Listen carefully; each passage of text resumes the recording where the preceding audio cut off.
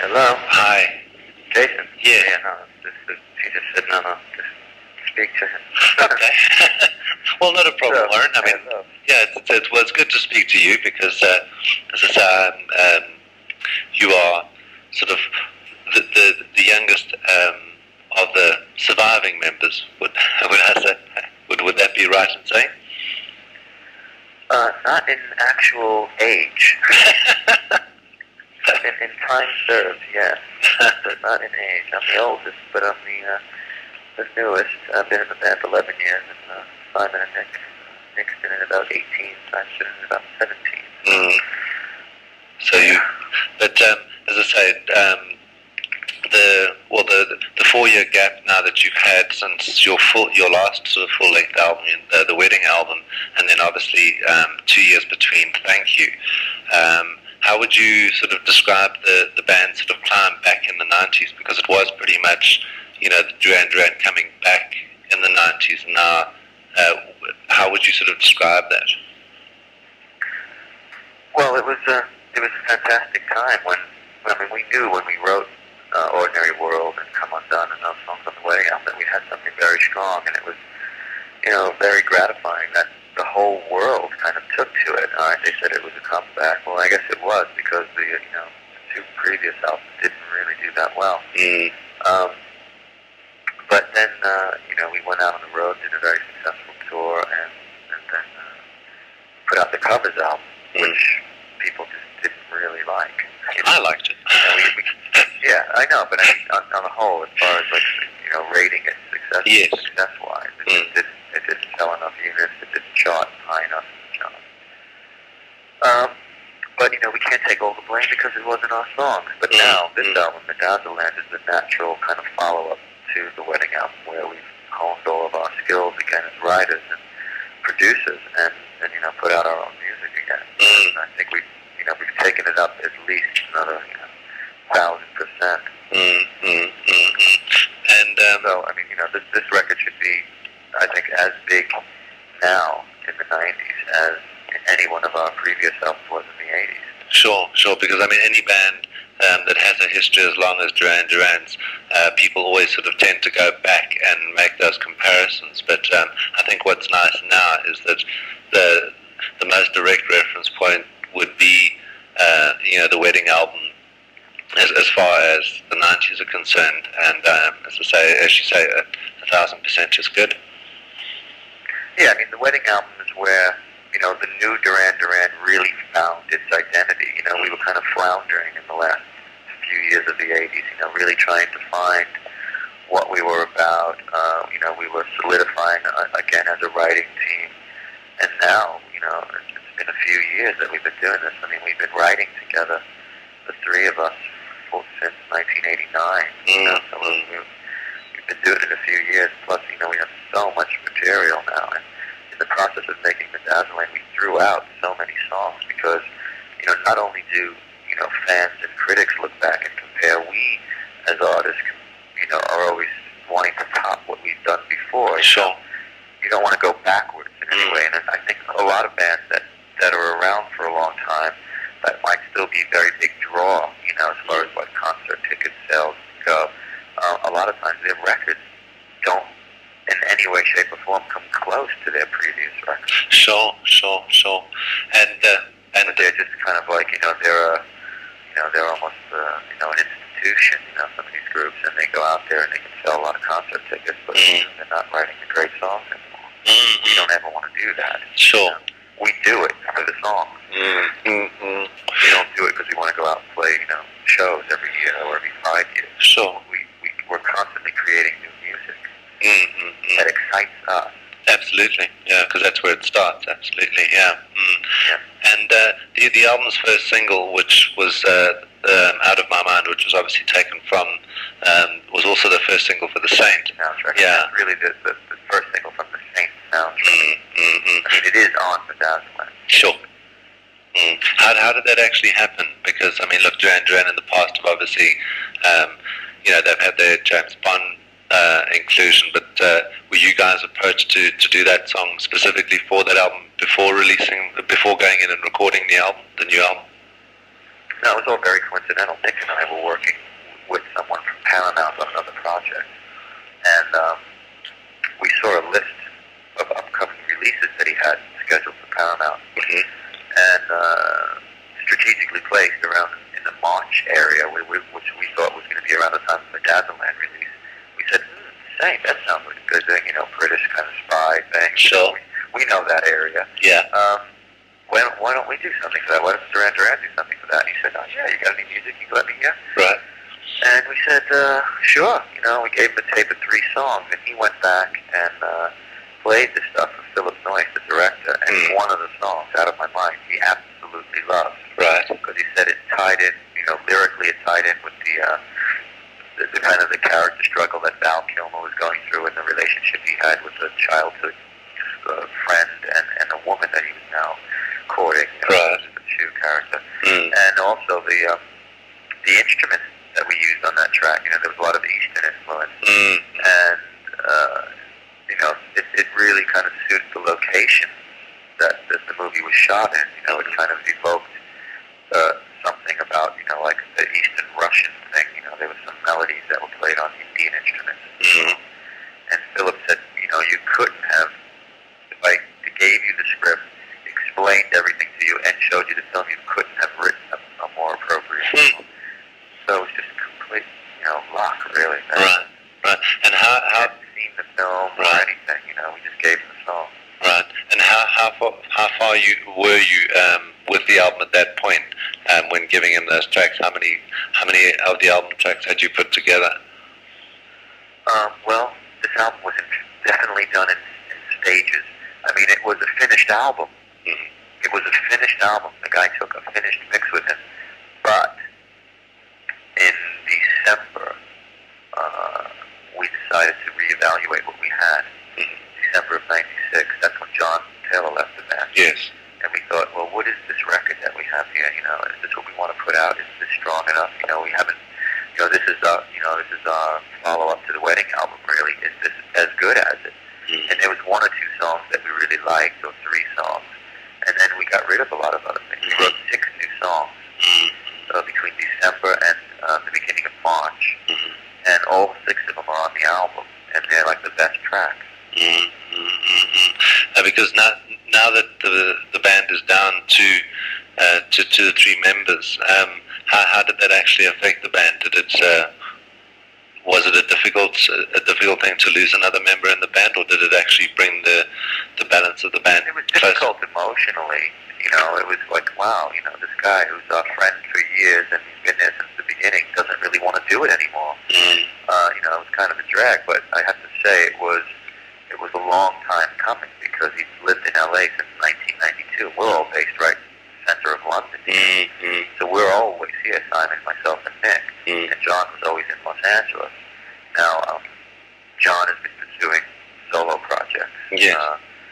I have been myself, but I don't need a lot of time to do them. It's a very kind of niche market. The stuff I'm doing is instrumental guitar music, so you're not going to really reach a lot of people. It's not the kind of thing you go out and tour to support. Sure. I want to get that music out there. Absolutely. And Nick and I started a band called TV Mania, and we've been writing and producing our own stuff, and also for other people like Blondie. We wrote 2 songs for Blondie to make a new album. So we've been doing all these different things. Right. And but John, for some reason, felt that he just only wanted to do the other things and didn't want to be in a collaborative situation anymore. And a lot of it was really geographical. It was too much of a brain drain for him to think he had to come all the way over to London just to work for whatever, to play his bass on 3 things or to help write some songs. So I think he actually helped us make a much better record by leaving, because we just kind of reevaluated everything and said, well, we got to write a bunch of new songs. So musically, I think it affected it in a positive way. Sure. And then it's a much stronger album, and I wonder, even though I know that John's feelings were very deep rooted, that he wanted to leave. It's been brewing in him for years. I wonder if we had the album that is ready right now, if he would have left. Yeah. Yeah, I hear what you're saying. Absolutely. I really don't know. And getting back to sort of an obvious one as far as the title of the album is concerned, does it sort of have any significance or any kind of pertinent meaning? Do we have any what? I missed that. The title of the album, Medazzaland, does it? Oh, that's a great story behind that one. Uh-huh. We record at my house, right? All of our stuff we do in my home studio there. And we were expecting Simon to come do some singing. It's like, he's supposed to be there at 1, and it's more like 4:30, And we go, what the hell's going on with this guy? Turns out he had been to the dental surgeon. Hello? I'm here, don't worry. You're there? I am here. That's weird. I think it's a cell phone. Hold on a second. Okay. Let me just see if I can get this. Okay. He's got a mobile phone here that I have to turn on. No problem.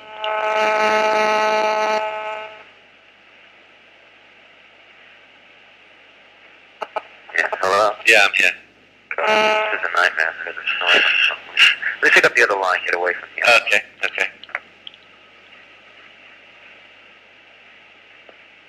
Hello? Yeah. I'll hang up the other phone. Okay.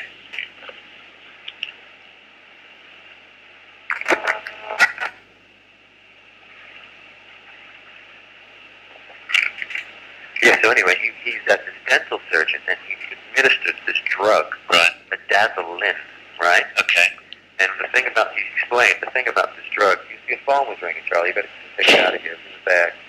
The thing about this drug is that once you're under the influence of it, you can respond to questions. Well, I'm telling the same story that he just walked in. So the thing is, you can actually respond to the questions while you're under the influence of this drug, because I guess there's certain things the dentist needs you to do, and you Sure. be able to hear him and understand.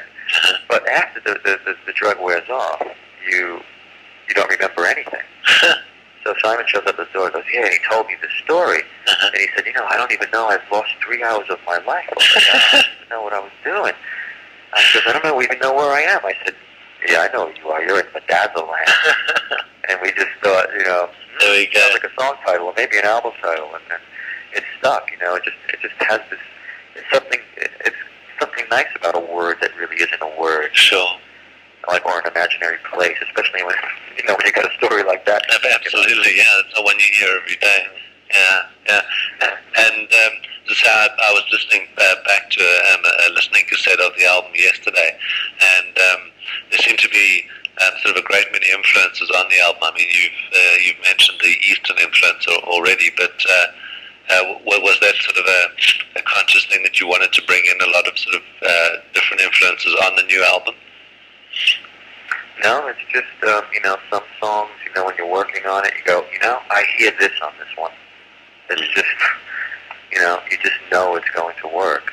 And, you seek those sounds out or those people out to do it, and sure enough, it's just the way you imagined it. But it's not like, we got to do a song that has Indian people on it, or we have to do a song that has this guy or that guy. No. Music is, the way we treat it, the way it happens. It's a very intuitive thing. It's almost like a channeling process, I believe. And, there's never any preconceived notions. But once those initial germs of the songs or whatever they might be are there, we're very kind of calculated about how to bring it to its fullest. We're just so good at it now. Taking our own, utilizing our own production values, in our own studio, in our own technology that we have in our studio. Well, we have total control over it, and we're very shrewd and calculated when it comes to that. And we have a vision for how that piece should sound. Well, we'll get it to sound that way. Sure. And as I said, as far as the band's concerned, I mean, Duran Duran have actually achieved, greater heights, obviously, over the length of of your careers. But what is actually left? What is do you still sort of have a specific goal, especially say with the new album? Do you see it being in a certain place, or for it? Well, yeah. At the moment, we kind of feel, and I said this a couple of years ago when we were first working on this record. I told some people from Virgin that I really feel that where we are right now is kind of like where the Stones were right before they put out Miss You. you know. And they fall back. And that's kind of the way we look at it, you know. We're not trying to be like anybody else. We're not trying to be like the Rolling Stones. But I'm just saying, as far as our recorded history goes, I think we're just about at that point now. And we are writing excellent songs, and I don't think there's any reason why they shouldn't appeal to a mass audience. So for us, you know, the thing we're always aiming for is chart success, because that's the only gauge that you have right now to see how you know, if people are responding to your music, people are buying your music, people are enjoying your music. And if you had to look at it, what would you actually attribute Duran Duran's sort of longevity to? I mean, a band that has gone so... An incredibly deep passion for creating. Right. You know, we love music, and you know, there's no way that any one of the three of us could go by a week without having to, you know, having the need to create something fresh, something new. It's just something that's part of you. And if you look at the new album, would you say that it's a good reflection of where Duran Duran are today? Yeah, I think it's more than any record we've ever made. I believe that this album has got, it's just so clear on every song what we wanted to achieve with the song. You know, there isn't any, you know, sometimes albums have gaps in them. Sometimes songs have gaps in them. True. You know, with this record, there is none. There's just, we've nailed it, you know, we've kept it short, you know, deliberately, because, you know, a lot of the records that we loved as when we were growing up, you know, and that influenced us, were, you know, two sides of vinyl, you know, something like maybe 18 minutes a side, you know, 19 minutes a side. Well, we've gone a little bit further than that, but I mean, it's still a very short album that, you know, where you don't have to skip tracks, you know, it flows beautifully. It's full of great melodies and interesting textures, and, you know, it's everything you'd want in a record. You know, it's not a all-out dance kind of, you know, electronica album. It's you know, or it's not a trip-hop album. It's not a, you know, there aren't any real labels you can put on it.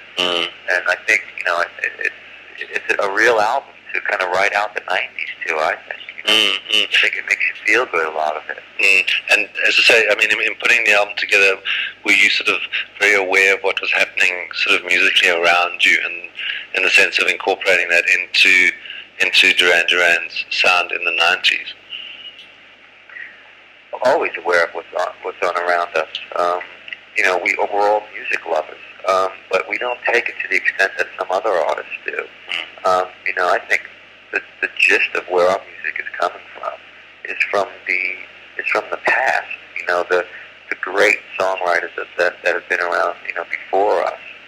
The stuff that's around, you know, currently, it just reeks too much of like trend. And, you know, you see somebody like David Bowie, who I have the utmost respect for, but he'll go out and make a record with like identical grooves to something that you heard last week, you know? And to me, that's not, he's beyond that, you know, because he used to be the trend, you know? True. I think he should be kind of more true to himself, but then again, he's done so much, and that's what he wants to do. So you can't, you know, if he wants to do a Tin Machine album again, you can't say, well, why did you do that? Because he's done so much. True, yeah. But I, you know, myself, I can't do anything like that. I really feel like most of the time I'd rather be listening to something that I've created than listen to something else, because there's a universe of concepts, and there's a universe of notes, and it's there for you. You don't have to hear someone else do it. You know, you have to hope that what you just did, somebody else didn't just do at the same time. Is going to put it out before you. True. I'm always, you know, it's a funny thing. It's a very funny thing.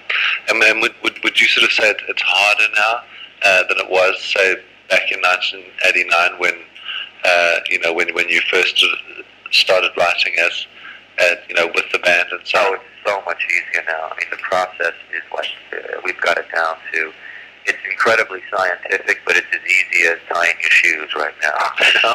Excellent. I mean, we've just gotten so focused, and we can work so quickly, and, you know, we know when something works Mm. very, very quickly. And if it doesn't, goodbye. On to the next thing. Nick and we started this band called TV Mania, and we decided to do the Blondie thing. That we, the two songs we produced for them. We've written a rock opera. We have 3 albums of material. And it's called Bored with Prozac and the Internet. The first one is finished and ready to come out. And the second 2 are just about 2/3 done. Excellent. And that's a lot of music. That is. And that's a very kind of ambitious, Sure. endeavor. Sure. We did it. We have it scripted, and there's characters and there's a story, and it's all there. It's like, wow, how did we do that? Yeah. And wow, it's only been 3 months. Yeah. True. Or 5 months, whatever. Yeah. It was incredible. Yeah. Well, and now the Duran machine is working the same way. Right. When we wrote those new songs from December till beginning of March, middle of December till the beginning of March, 6 new songs. Songs like Buried in the Sand, Silver Halo, Electric Barbarella, Michael, You've Got a Lot to Answer For, the lyrics for Big Bang Generation, a lot of really good stuff in about that short period. Right. And do you have a sort of a preference track on the album, one that sort of stands out for you?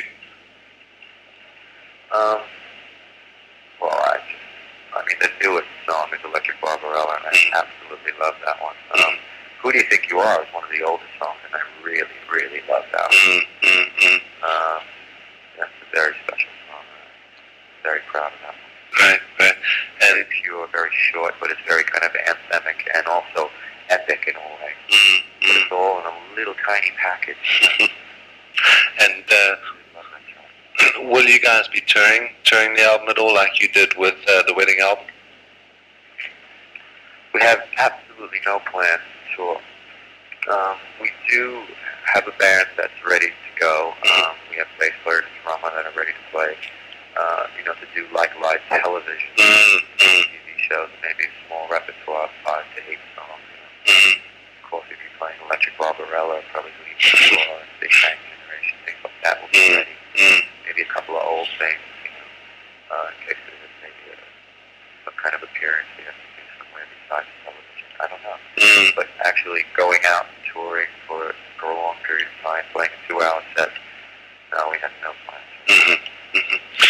Okay, great. Warren, can I ask you one last favor, if I may? Sure.